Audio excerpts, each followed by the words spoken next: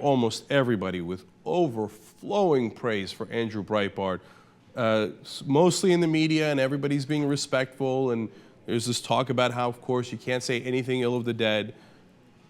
Andrew Breitbart didn't believe that. We recently, talked about this in the context of Christopher Hitchens. Christopher Hitchens, I thought, was brilliant and terrific in many ways. And of course, I vehemently disagreed with him on Iraq. I think you talk about the full scope of the man when you were talking about him after he's passed. Now, I'm not sure the media is doing it that way in regards to Breitbart, but when you turn to Republicans and their views of Breitbart, oh my God. Mitt Romney's called him a brilliant entrepreneur, a fearless conservative, a man of conviction. Texas Governor Rick Perry called him a mighty warrior. Representative Darrell Issa said he's a true media innovator. He broke barriers, shattering egos and myths. And then we get to Louie Gohmert. And boy, does he go over the top. Let's watch the first clip. This nation and freedom has lost a great proponent and defender. Andrew Breitbart, who is reported to have died this early morning in California, was and is an American hero of mine. Many came to know Andrew as the brains and the will behind the exposure of a cancer on our system that was exemplified by some of the things going on with Acorn, where they were not bothered by the thought of underage girls being placed in the bondage of sexual prostitution. They were not bothered by the idea of getting people in the country illegally for immoral and illegal purposes. He figured out a way to deal with these issues and to address what was sucking the nutrients and the life from this host country as really a cancer. See, this is exactly what I'm talking about. Now, we just explained to you how Breitbart and James O'Keefe initially, of course, and then Breitbart publicized it, doctored those tapes so badly. In fact, they mixed the audio and the video into different parts so you didn't even know what questions those people were answering. And they certainly did not represent Acorn. They have been acquitted and looked into and exonerated, I should say, in every single investigation.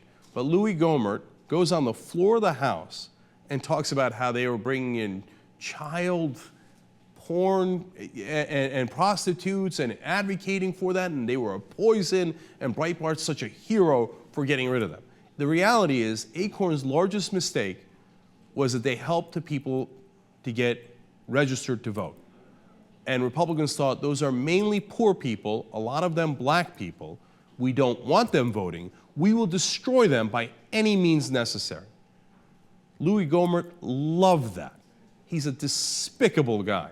He's alive. Can I say that about him? All right. Now let's continue with Gohmert and his over-the-top, fawning praise of Breitbart. Now he goes to extremes I couldn't have imagined. In considering Andrew's works, the life and death of John Quincy Adams comes to mind. He was driven by a God-placed feeling of need to stop slavery in America. So, after having been president, he lowered himself to run for the House of Representatives and was elected in 1830. In 1848, having spent so many years devoted to many great causes, but particularly to the cause of trying to end slavery, sitting at his desk, John Quincy Adams had a massive stroke. He was moved back into the Speaker's suite, just off the floor, died 2 days later. It was reported that someone had asked Lincoln, was there anything memorable that happened to you during your 2 brief years in the House of Representatives? He was reported to have said, in essence, not other than those powerful speeches of John Quincy Adams on the evils of slavery. John Quincy Adams did not bring an end to slavery as he had hoped, but he profoundly affected that young, skinny, less than handsome looking guy named Abraham Lincoln. Andrew Breitbart is gone. That's the report. Be interested to see what the autopsy says. But I can't help but think his devotion to truth, to preserving liberty, will have inspired so many who will pick up that banner and potentially, as was the case with John Quincy Adams and Abraham Lincoln, do far more than Adams himself could have done. And in this day, in the years to come, do more than Andrew could have done by himself. I am stunned by that analogy. John Quincy Adams and how he wanted to end slavery is comparable to Andrew Breitbart, who targeted Shirley Sherrod, the NAACP, and Acorn. Do you see a pattern here? Who took great pride in taking down an organization that helped African Americans in this country. Would have loved to have taken down the NAACP. The whole point of the Shirley Sherrod's smear was to say, oh, look at all the people at the NAACP that were applauding. Aren't they all racist? He gets compared to John Quincy Adams, who fought so hard to end slavery. Under what pretense? Oh, John Quincy Adams affected people after he had passed away, and so will Breitbart. Man, just when you thought Gohmert had, you'd seen it all from him, taken it way over the top. And it seemed the whole speech like he was on the verge of tears. Well, let's look at the ending here. At a time like this, there's sometimes a temptation to blame God and ask, why did God take such an individual so soon? Our directed comments to our Creator should instead be, thank you, dear God, for the gift of Andrew Breitbart. Wow. We wish we could have kept him longer, but thank you for this marvelous gift.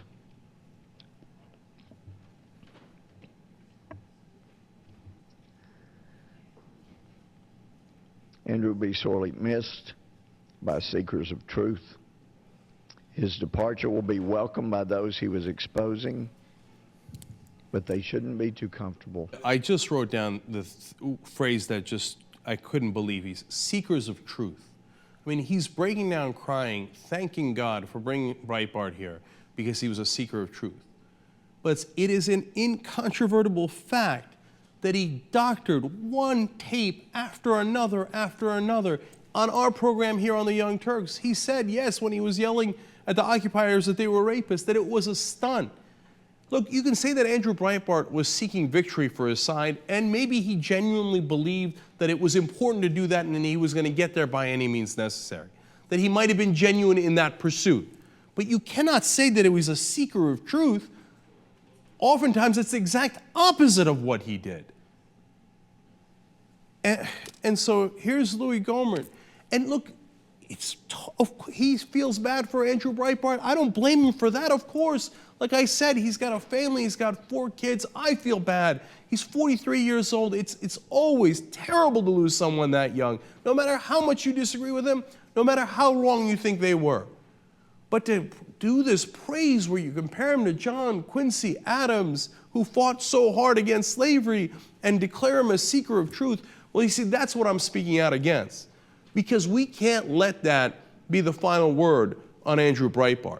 If the rest of the media goes along with that out of deference and respect because he has passed away, and then he gets, the book on Andrew Breitbart was, boy, that guy was a seeker of truth and loved to help black people.